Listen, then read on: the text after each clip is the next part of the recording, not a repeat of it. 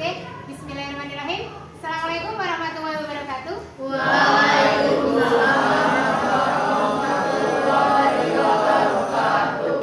Selamat pagi semuanya. Pagi. Bagaimana kabarnya hari ini? Alhamdulillah sehat luar biasa. Semangat belajar IPA? Semangat. Insyaallah pasti bisa nilai terbaik. Yes, yes, yes. Terima kasih. Pada hari ini ya, anak-anak kelas 9E akan melaksanakan presentasi hasil karya ujian praktek IPA. Dilihat dari hasil karyanya luar biasa semuanya. Ya, tepuk tangan dulu untuk semuanya. Hari ini kita akan melakukan penilaian dari setiap presentasi kelompok. Gitu ya, sudah siap? Ya. Oke, ya dimulai dari presentasi yang pertama oleh kelompok Ardista Zahwan Ayudya Rastri. Silakan. Assalamualaikum warahmatullahi wabarakatuh. Waalaikumsalam warahmatullahi wabarakatuh. Halo teman-teman, di kesempatan kali ini kami akan mempresentasikan tentang hasil ujian praktek IPA kami. Tapi sebelum kami mempresentasikan hasil ujian praktek kami akan memperkenalkan diri kami. Karena tak kenal maka tak sayang. Saya Aidarasi Pratama Ningtyas, nomor absen 6, kelas 9E. Saya Ardista Sakwana Ninten, nomor absen 5, kelas 9E. Saya Makfiro Betala Filaula, nomor absen 15 dari kelas 9E.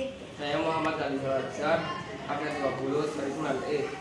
Nah, kalian pasti sering lihat kan di rumah-rumah atau di mana saja lampu-lampu menggunakan rangkaian paralel kan? Di rumah kalian menggunakan rangkaian apa nih? Rangkaian paralel apa rangkaian seri? Paralel. Kebanyakan menggunakan rangkaian paralel kan karena lebih hemat uang dan juga lebih hemat daya. Di kesempatan kali ini kami membuat ujian praktek replika dermaga menggunakan konsep sistem listrik paralel. Inilah kira-kira Alat peraga yang kami buat ini memuat materi rangkaian paralel. Apa sih itu rangkaian paralel? Rangkaian paralel merupakan rangkaian yang dibuat atau disusun oleh beberapa komponen dan dihubungkan dalam berbagai cabang. Nah, dalam penggunaan alat peraga yang kami buat ini, caranya cukup mudah dengan mematikan atau menyalakan saklar. Apabila salah satu saklar dimatikan, maka lampu yang lainnya akan tetap nyala. Kenapa seperti itu? Karena dalam rangkaian listrik paralel, apabila salah satu komponen yang dimatikan, maka komponen yang lainnya akan tetap menyala.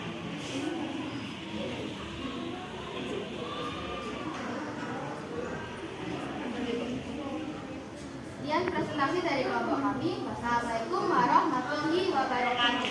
Waalaikumsalam warahmatullahi wabarakatuh. Beri tepuk tangan untuk kelompok replika dermaga. Assalamualaikum warahmatullahi wabarakatuh. Waalaikumsalam warahmatullahi wabarakatuh. Halo semuanya. Di kesempatan kali ini, izinkan kami dari kelompok 1 mempresentasikan hasil alat peraga IPA kami yang berjudul mengatur hidrolik dengan menggunakan konsep buku. Nah, sebelum kami menunjukkan hasil alat peraga mengatur hidrolik dari konsep buku kali ini, jika tak kenal kata saya, kenalan yuk. Kenalin, kami dari kelompok 1 Asoy. Ya. Sebelumnya, saya Alisa Maharani, nomor absen 4, kelas 9. Saya Kevin Alifah, nomor absen 9 dari kelas 9E. Saya Nora Indra Jilani, nomor absen 25 dari kelas 9. Saya Sofia Indonesia, nomor absen 30 dari kelas 9E. Nah, sebelum kita menggunakan alat peraga ini, alangkah baiknya kita tahu dulu dong manfaatnya. Manfaat alat peraga ini yang pertama, untuk menambah antusias peserta didik dalam pembelajaran IPA. Yang kedua, mempermudah guru untuk menjelaskan tentang materi ini, yaitu hukum Pascal. Yang ketiga, untuk menambah manfaat untuk sekolah dalam pembelajaran IPA ini.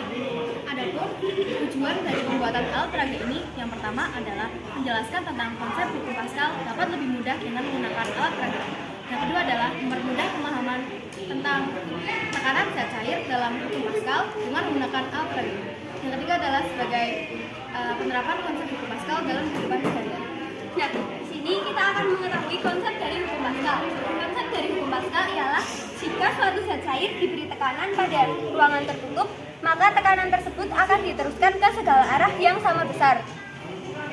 Adapun cara kerja dari alat peraga ini ialah suntikan A atau suntikan berwarna putih untuk membuka dan menutup capitan. Cara kerjanya, tarik suntikan untuk menutup capitan dan dorong suntikan untuk membuka capitan. Suntikan B atau suntikan berwarna ungu untuk menggerakkan capitan ke atas dan ke bawah. Cara kerjanya, tarik suntikan untuk menggerakkan lengan ke bawah dan dorong suntikan untuk menggerakkan lengan capitan ke atas. Suntikan C atau suntikan berwarna kuning untuk menggerakkan seluruh lengan ke atas dan ke bawah. Cara kerjanya, tarik suntikan untuk menggerakkan lengan ke bawah dan dorong suntikan untuk menggerakkan capitan ke atas. Suntikan D atau suntikan berwarna biru untuk menggeser lengan traktor. Cara kerjanya, dorong suntikan untuk menggeser ke kiri dan tarik suntikan untuk menggeser ke kanan.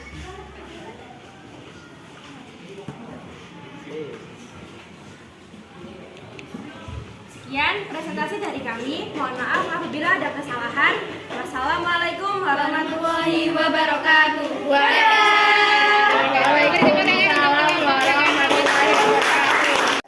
Assalamualaikum warahmatullahi wabarakatuh. Warahmatullahi wabarakatuh. Kami dari kelompok 3 ingin mempresentasikan tentang alat peraga perubahan energi gerak ataupun kinetik menjadi energi listrik. Sebelum kami menjelaskan lebih lanjut, ada yang tahu nggak anggota kami itu siapa aja? Yang tahu, aku kasih bintang 1 deh. Tahu. Siapa aja? Salsa. Beserta nama panjangnya ya. Salsa. Kasih 1 bintang. Ahmad Mustafa Samul Fikri, Ya. Sabila Wahyuning Tias, Melina Eka Saputri, Muhammad Syahdan Herdianta. Oke, jadi pertama adalah pengertian dari kincir air sendiri ataupun turbin. Kincir air adalah sebuah alat berbentuk lingkaran yang dibangun di sungai. Alat ini berputar pada sumbunya karena adanya dorongan aliran sungai yang cukup deras sejalan dengan berputarnya kincir. Alat ini sekaligus mengambil air dari sungai dan menumpahkan ke talang atau penampung air. Tujuan dilakukannya praktikum ini yaitu untuk mengetahui aliran tenaga listrik dan memperoleh sumber energi yang murah dan tidak dapat habis. Yang kedua adalah pengertian energi kinetik. Energi kinetik adalah energi yang dimiliki oleh suatu benda karena gerak yang dilakukan atau dialaminya. Kata kinetik berasal dari bahasa Yunani yaitu kinetikos yang artinya bergerak. Maka dari itu, semua benda yang bergerak sudah pasti memiliki energi kinetik. Energi kinetik disebut juga dengan energi gerak. Energi kinetik dipengaruhi oleh massa dan kecepatan suatu benda saat bergerak.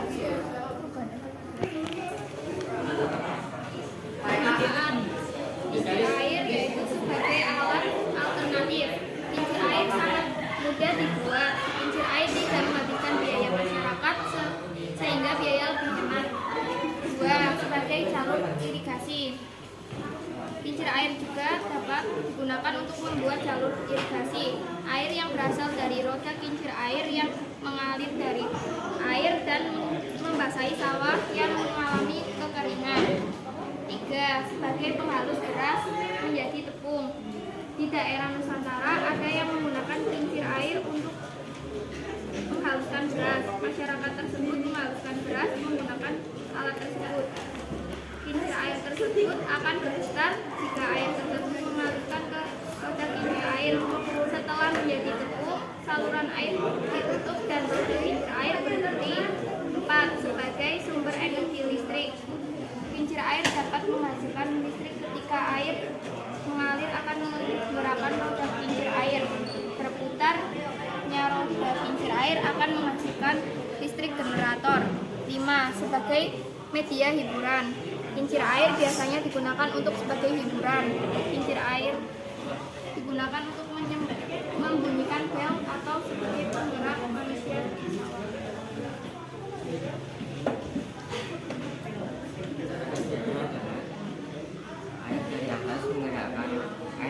jatuh dari atas menggerakkan cincin.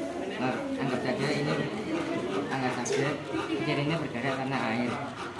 Lalu cincin menggerakkan tali yang berada dalam rangkaian gear. Lalu rangkaian gear menggerakkan tali dan tali tersebut terhubung ke dalam dinamo. Ini adalah dinamo generator. Dan dinamo generator ini tersambung ke dalam rangkaian listrik paralel.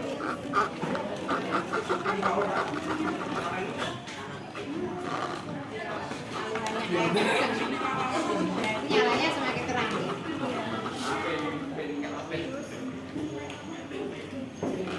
Generator DC terdiri dua bagian, yaitu stator. Bagian mesin DC Yang diam atau bergerak dan bagian rotor yaitu bagian mesin DC yang berputar. Bagian stator terdiri dari rangka motor, belitan stator, sikat arang, bearing dan terminal. Sedangkan bagian rotor terdiri dari komutator, belitan rotor, kipas rotor dan poros rotor. Di rangkaian listrik ini juga terdapat sensor DC yang berfungsi untuk menaikkan tegangan.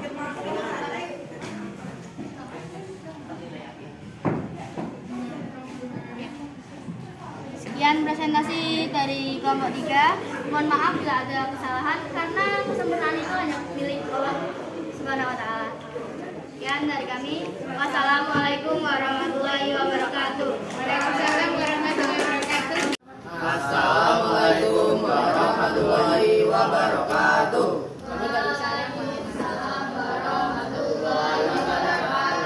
Kami dari kelompok 6 akan mempresentasikan alat peraga kami, yaitu adalah alat peraga listrik seri. Listrik seri adalah rangkaian listrik seri adalah sebuah rangkaian listrik yang dibuat hanya menggunakan satu jalur.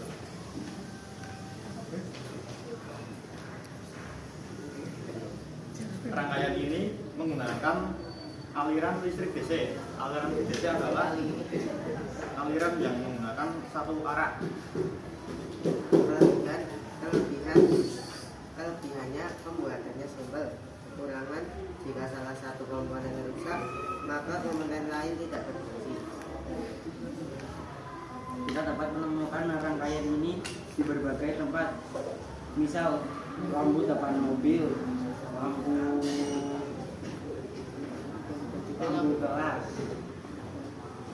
Ini alat peraga kami.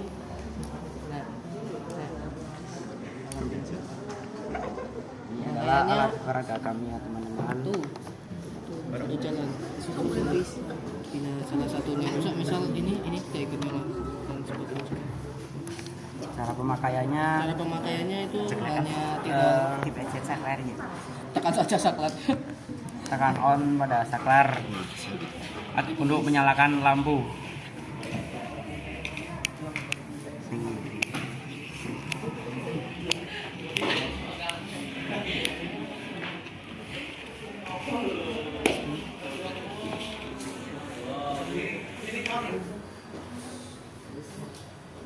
Sekian dari kami. Mohon maaf bila ada kesalahan.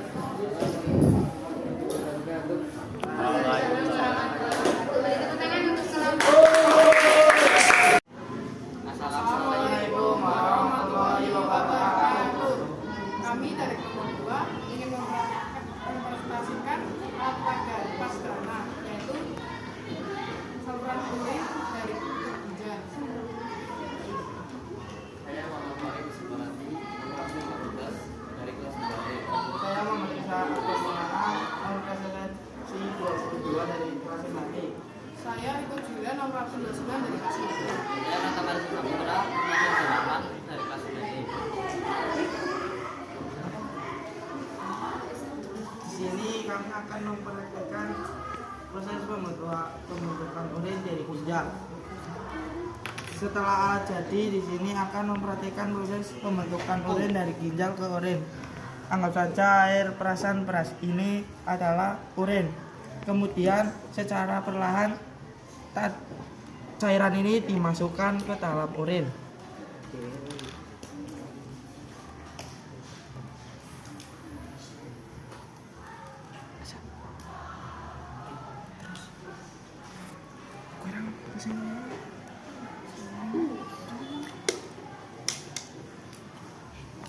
Ketika campuran dimasukkan ke dalam botol plastik yang berisi kain kasa, menggambarkan proses filtrasi yang mana terjadi di glomerulus. Berat takar tertinggal jika investor menunjukkan bahwa sel-sel darah merah dan protein tidak menjadi bagian dari urin yang terbentuk dari proses filtrasi disebut urin primer. Air akan mengalir menuju tubulus contortus proximal yang menjadi terjadi proses reabsorpsi pada proses ini.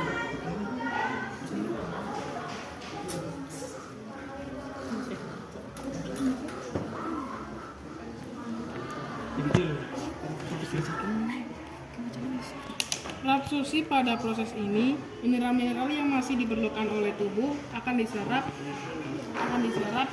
kemudian urin sekunder ini akan masuk ke tubulus contortus proximal yang mana terjadi proses reabsorpsi pada proses ini. Mineral-mineral yang masih dibutuhkan oleh tubuh akan diserap. Kemudian urin sekunder ini akan masuk ke tubulus contortus yang mana terjadi proses argumentasi. Urin ini akan melewati tubulus kolektivus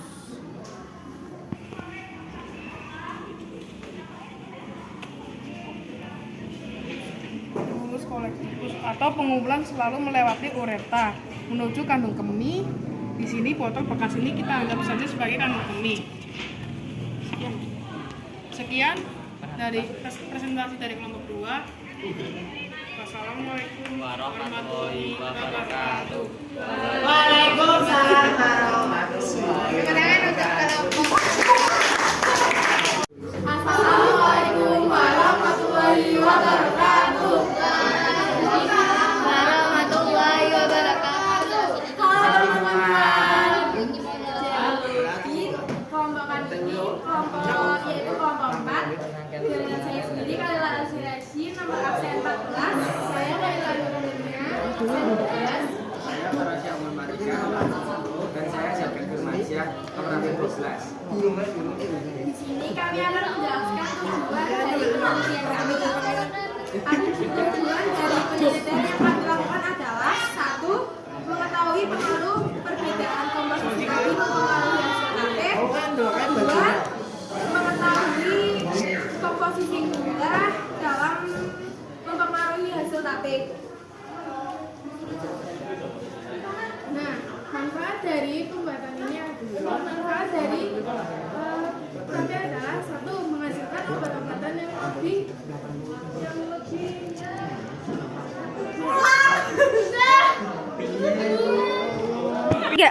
Adapun manfaat yang dihasilkan dari tape adalah melancarkan pencernaan karena berfungsi sebagai probiotik.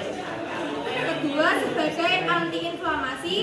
Dan ketiga, menurunkan kadar kolesterol. Nah, untuk hasil tape ini adalah perlakuan A, B, dan D.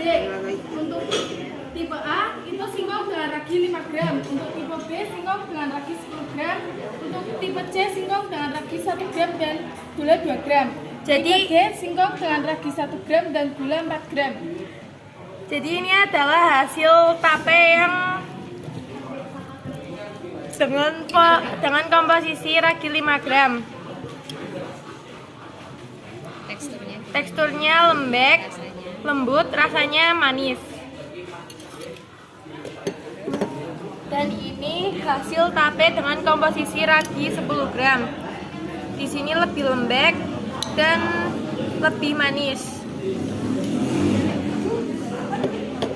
Di sini ada tape dengan ragi 2 gram dan gula 4 gram. Di sini tape sedikit berair, lembek dan terasa lebih manis. Di sini ada juga tape dari komposisi ragi 2 gram, gula 2 gram. Di sini dia lembek dan berair. Ini adalah es krim. Es krim dari tape yang kita modif.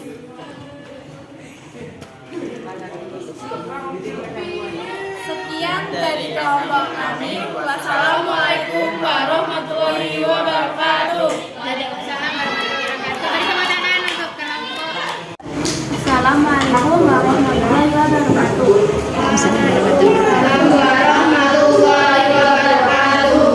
Kami dari kelompok 7 akan menjelaskan tentang miniatur kata surya. Perkenalkan, nama saya Fitri Prahyani, sesi 11 dari kelas 9E. Perkenalkan, nama saya Nabila Raditya Pratama, nomor absen 24 dari kelas 9E. Perkenalkan, nama saya Ista Aisyah Malina, nomor absen 27 dari kelas 9E.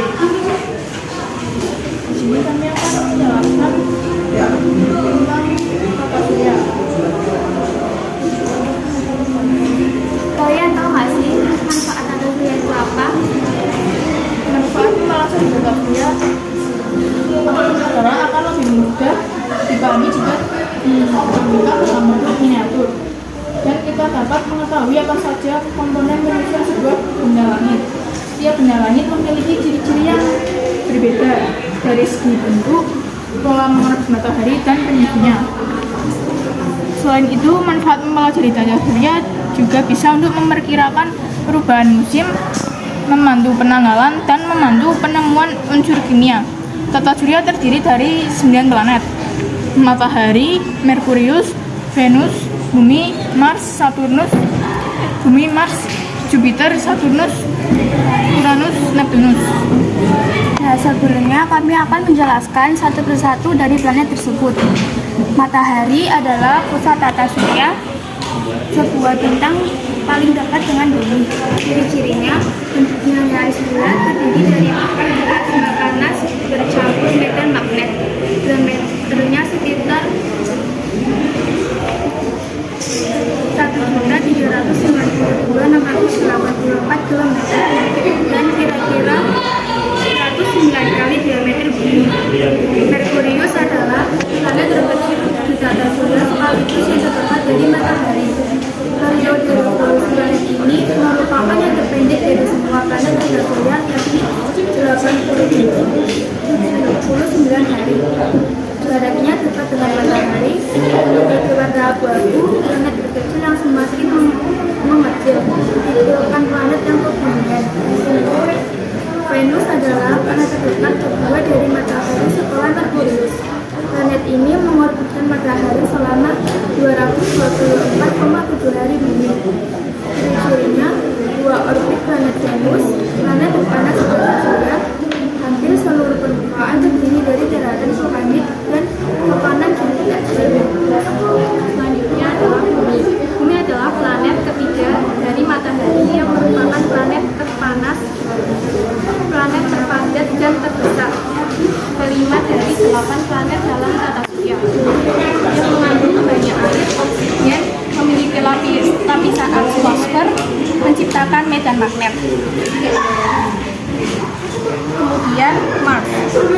Mars adalah planet terdekat keempat dari matahari. Namanya diambil dari dewa perang Romawi Mars. Planet ini sering dijuluki sebagai planet merah karena tampak jauh berwarna kemerah-kemerahan. Ini disebabkan oleh keberadaan besi.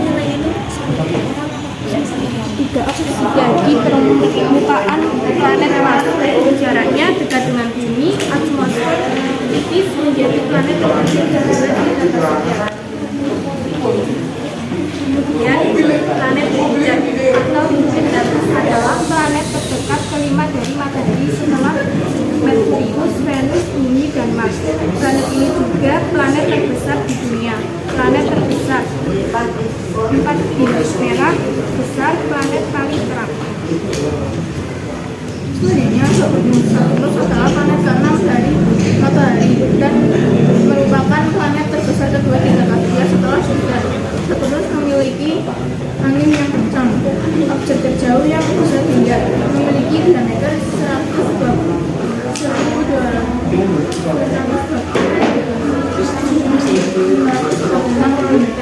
memiliki cincin planet paling datar.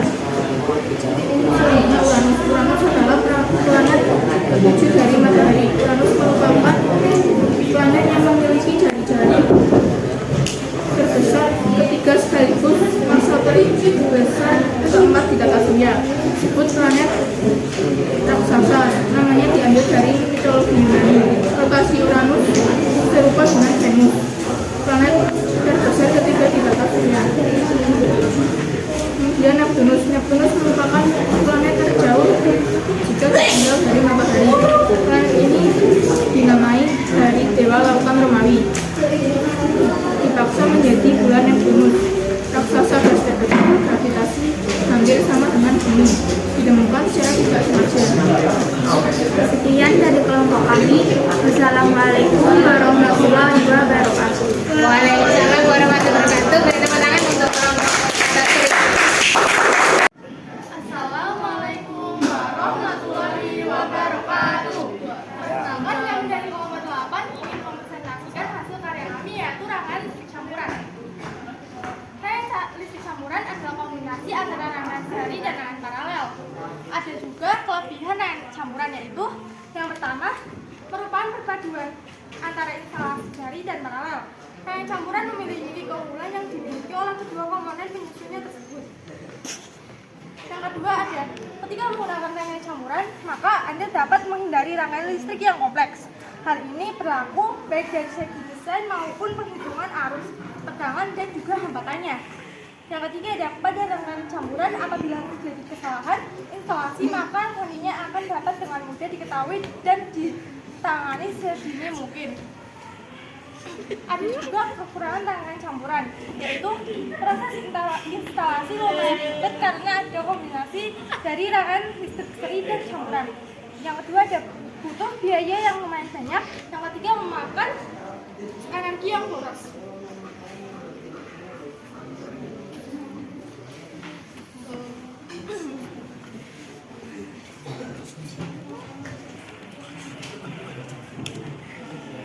Kenapa sih rangkaian paralel cenderung lebih terang daripada rangkaian seri? Karena rangkaian paralel tidak berbagi arus listrik seperti rangkaian seri. Sedangkan rangkaian seri lebih cenderung redup karena berbagi arus listrik. Kurang lebih seperti ini jika semua rangkaian dinyalakan.